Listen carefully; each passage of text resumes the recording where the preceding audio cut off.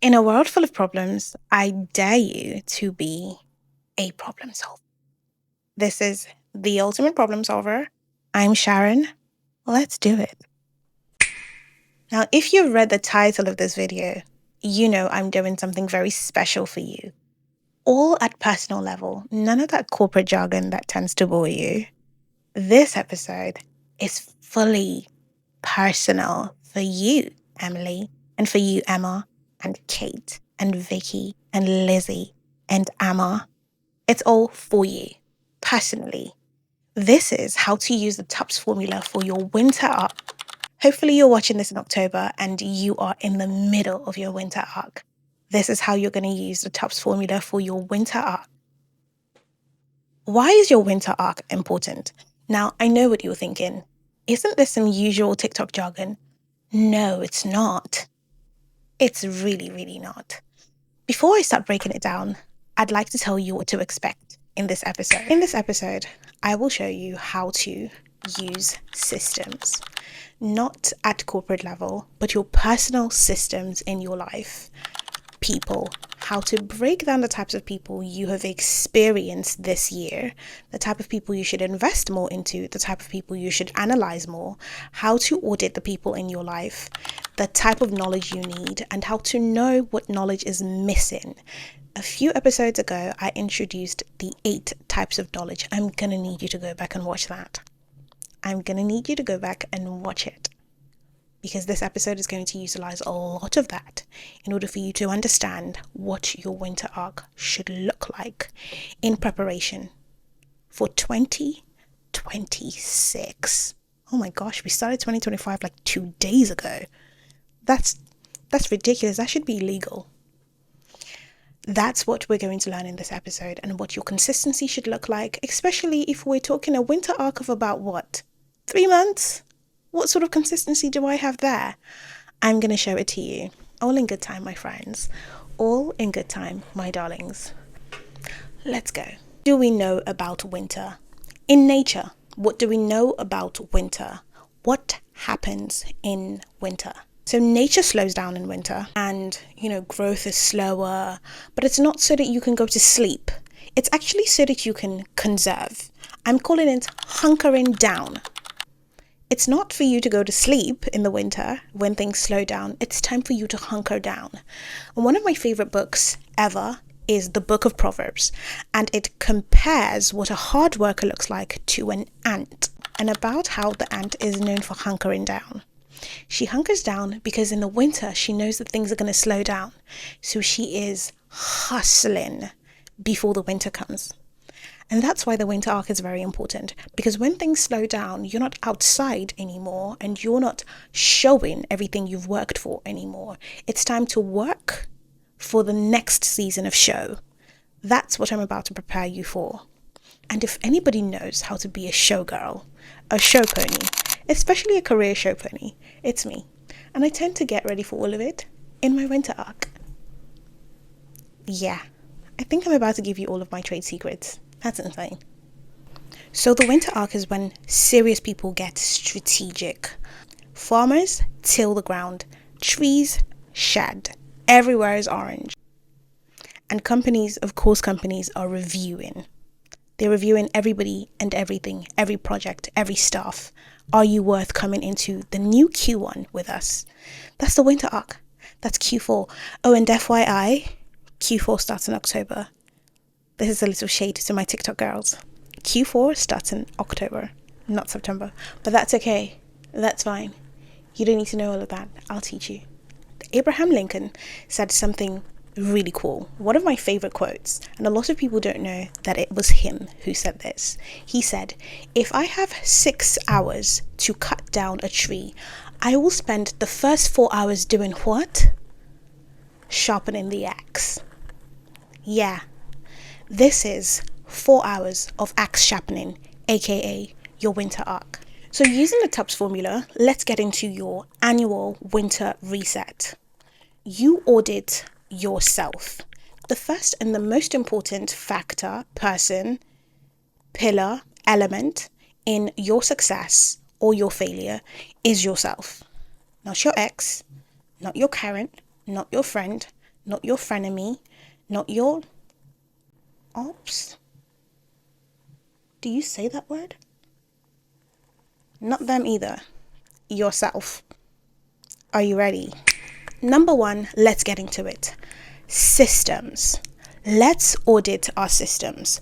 Remember what systems are. They are your protocols or your frameworks or your policies or your tools. 4 pillars that make up a great system: tools, policies, protocols, and frameworks. So when we get into what your frameworks are, we're talking about your routines. In order to build a great system in your life, you need a good routine. So what are your routines? I want you to ask yourself 2 questions. What supported you this year and what sabotaged you this year? Remember, your winter arc is actually about analysis. We're analyzing and we are running data for January. That's actually what your winter arc is supposed to be about. I don't care what anybody else says. Analysis, data. What systems supported me this year and what systems sabotaged me this year? And quite frankly, did I have any systems this year? Or was I just, what is that thing you weirdos say? Winging it? I don't know what language that is. Strange. Number 1, your morning routines. Your morning routines will make or break your life. Now, when you get into the office and it's 1 p.m. and you start to slump and you feel that nosedive in the afternoon, that nosedive is a manifestation of your morning routine. How good or how bad your morning routine is manifested not in the morning, in the afternoon, right around 1 o'clock, 1:30. Is that right? Am I getting the time right? Yeah, 1 o'clock, 1:30, when you're like, yeah. Your morning routine. Your morning routine tends to comprise of what you eat in the morning. Yes, what you eat in the morning. What time you wake up in the morning, and what you do once you get up in the morning. I'm going to give you an example. For me personally, this is what I've been eating in the morning. I discovered that I need to start eating this in the morning about 2 years ago. What's on my plate? Steak, eggs, or salmon, eggs. Why? Am I trying to put you on a, what do they call it? A lion's diet? No. I don't care about any of that.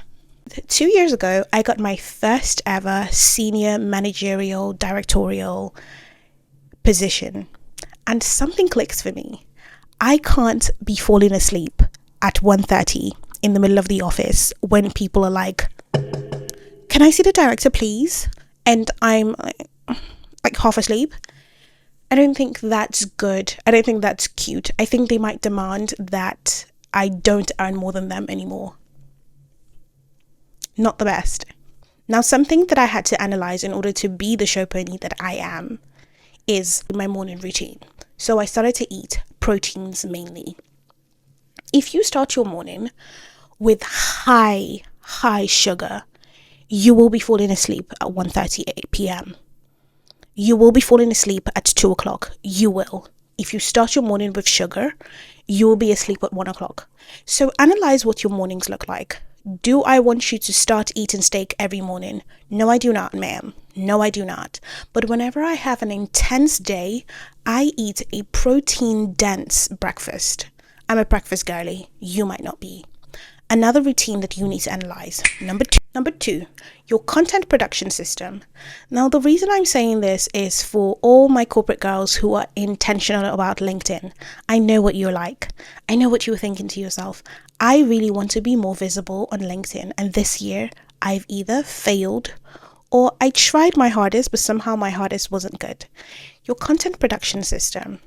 In order to produce the type of content I produce on LinkedIn, and if you follow me on LinkedIn, you know, and if you don't follow me on LinkedIn, this is a very weird relationship.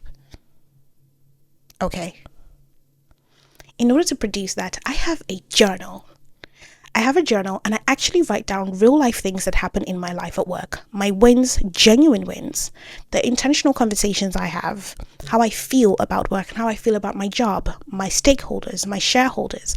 I actually document it. And then I actually reflect on it. But I insert automation into it, and that's where the tools come in. ChatGPT, since it was introduced into my life, has been my PA, my EA. It's been fantastic. On my way home from work, I tend to just send voice notes into, do you have this? A fake number that's just sort of saved on your phone. It might be like an old phone number or something. Yeah, I have that as well. And I just send voice notes on my way back home from work. That might be on the train. It might be on the ride home from work. I just send voice notes about my day, especially if I've done something really cool, like a cool project. And then I take that voice note and I transcribe it and I pop it into ChatGPT and I ask ChatGPT for LinkedIn content. Yeah. I asked ChatGPT for LinkedIn content, short form, long form, a possible paper I can write from this project, or carousel ideas. I'm speeding through this because I have a lot to get through in this video. This is your winter arc video. It's very serious. Number 3, the third routine I want you to analyze: your task managers and your calendars. At this point in our life, if we are not calendar girls, Google Calendar, Notion girls, I don't know what we're doing. But Google Calendar is how I get things done. If you know me, if you know my life well enough, you know I'm a YouTuber, I'm a startup tech founder, I'm an executive director, I'm a board director. I currently sit on 3 boards actually, and I'm a public speaker, and I get invited to about 5,000 events a week. Google Calendar is my friend. My manager knows. Both myself and my manager, we know. If it's not on Google Calendar, we weren't invited to it. The person probably wasn't serious, or we probably declined it. Your calendar is your friend.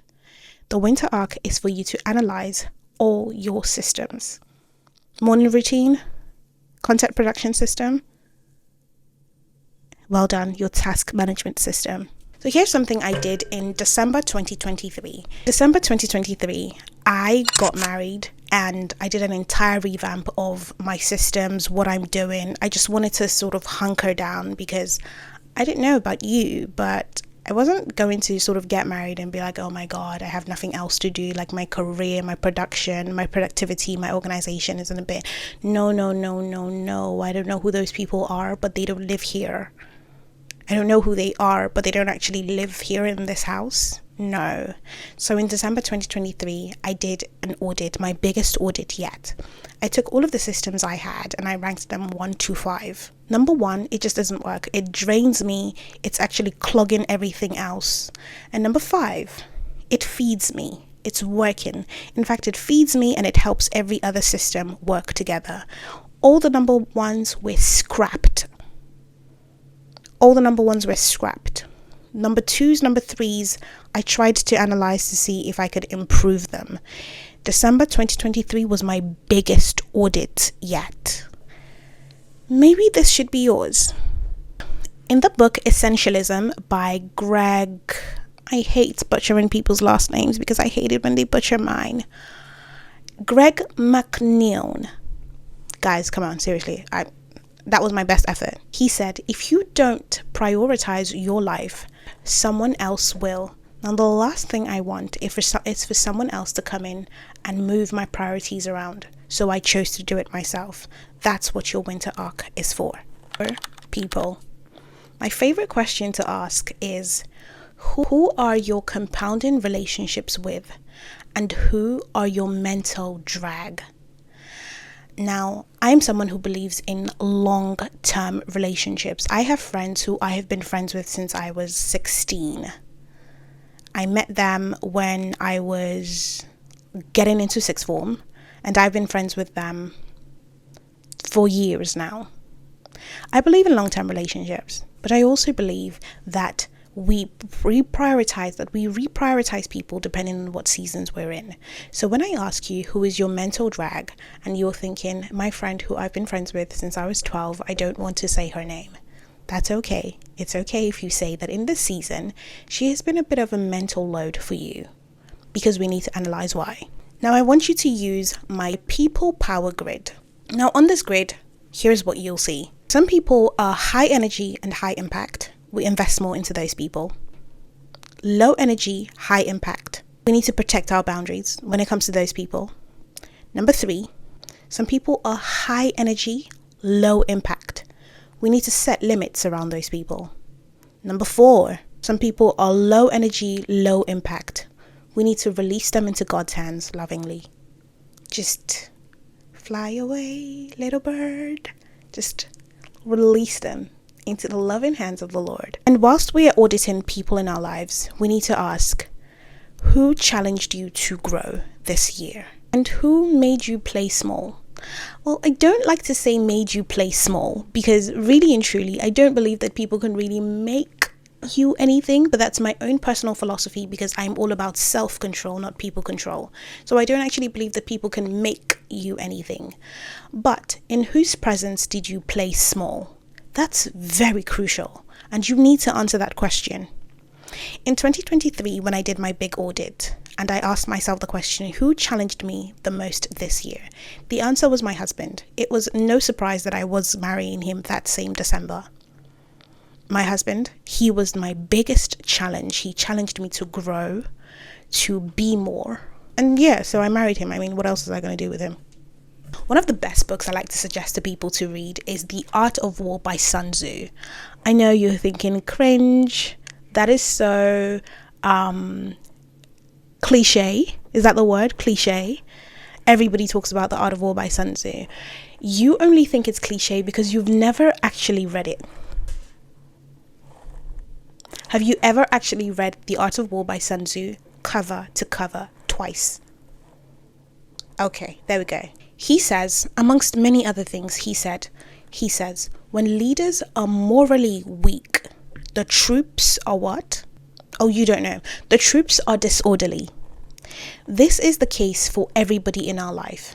Now, we are the leaders when it comes to everybody else in our lives because we let them in. In that sense, we're the leaders. So when you are morally weak, when you are more interested in either people pleasing or when you are unable to be strict with yourself, you give everybody else license to be disorderly. In my life, now you might not know me personally because you only know me through a screen. In my life, no one has a license to be disorderly. You can ask the people who know me personally. There's actually no such license to be disorderly. Not around me. You can have emotions, you can have moments, but disorderly, that doesn't happen around me. I don't like that. So I don't give license for that. It's time you start doing the same thing. Because the weekly rants on TikTok about how your life is falling apart is only entertaining. It's not informative. We could have predicted that. It is not life-changing. It's boring for the most part. It's only entertaining. That's all it is. Now, third and finally, knowledge. Your winter arc needs a knowledge audit. How are you going to carry out your knowledge audit? Every year, you are supposed to upskill. Upskill. You know the term upskilling? I kind of made a different term of my own. It's called up-knowing. Yeah, I don't want to hear it. You're not the dictionary police. Calm down. Okay? Yeah. It's called up-knowing. And I analyze my up-knowing at the end of every year. Okay, during my winter arc every year, I am brutally honest with myself. If you have been a loyal TikTok girl, you know that it is important to be as ruthless as a Russian winter. Yes. So every year I have to know whatever it is that I know, or whatever amount of information or knowledge I had before, I have to increase that. I have to continue to add to my knowledge. So because your winter arc is for collecting data in preparation for a sick January, here are the questions I need you to ask yourself. Are you ready? What knowledge created leverage for you this year? If any, was it skills based? Did you learn copywriting, for example, or did you learn public speaking and you got more opportunities at work and you started creating videos on TikTok and all of a sudden, actually, I've sort of created a little bit of leverage for myself in order to gain opportunities. So what knowledge helped you create leverage for yourself this year? Number 2, was it emotional? Did you learn emotional regulation?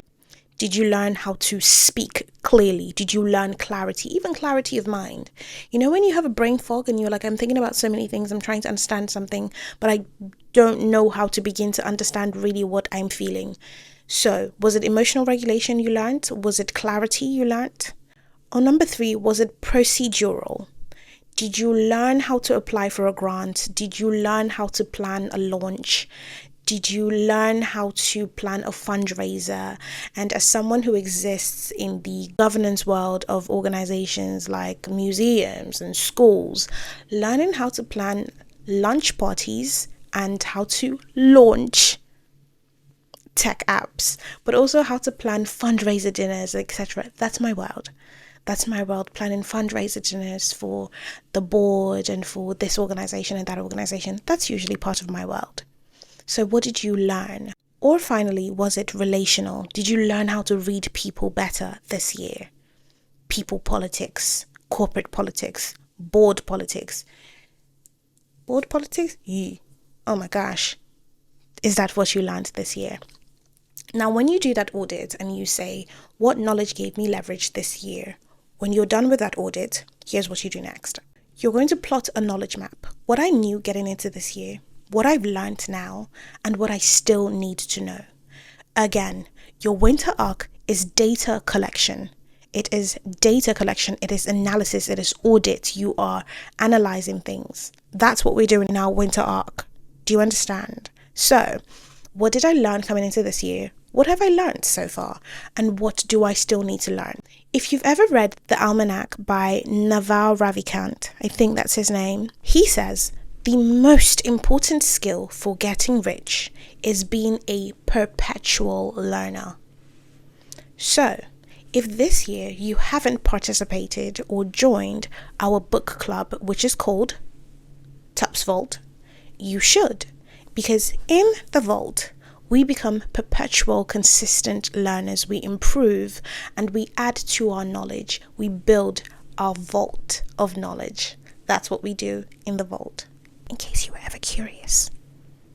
Now, let's design your Q1 learning stack. I love this part. Honestly, whilst I'm saying this to you, I'm just reliving my favorite, most iconic winter arc, which was the winter arc of 2023.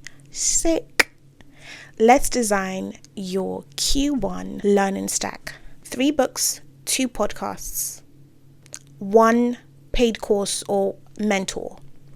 3 books you need to read in order to contribute and build up your knowledge, 2 podcasts that are going to be part of your religion, and 1 paid course or a mentor course. Now, I would be remiss not to let you know that in January, my new intake of mentees will start. So you can start anytime from the end of October to midway through December. Interview, join, and prepare for our January kickoff. Right now, I'm just finishing our last set of amazing young women who are experiencing the executive coaching, board coaching to be ultimate problem solvers in their careers.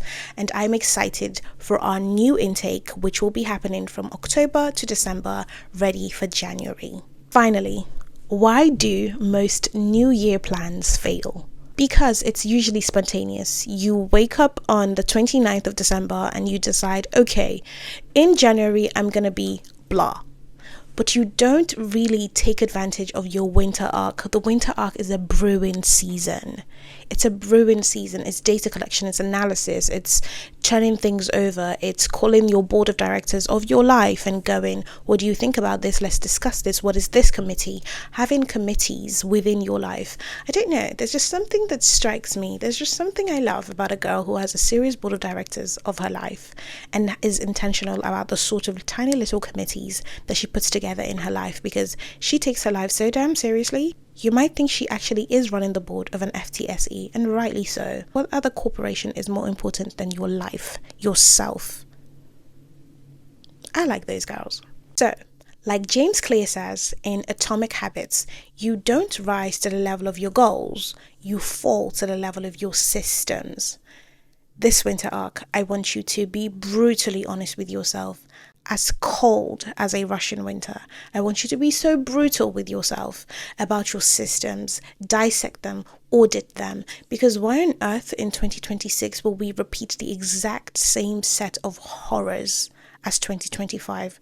What in the deja vu from hell is that?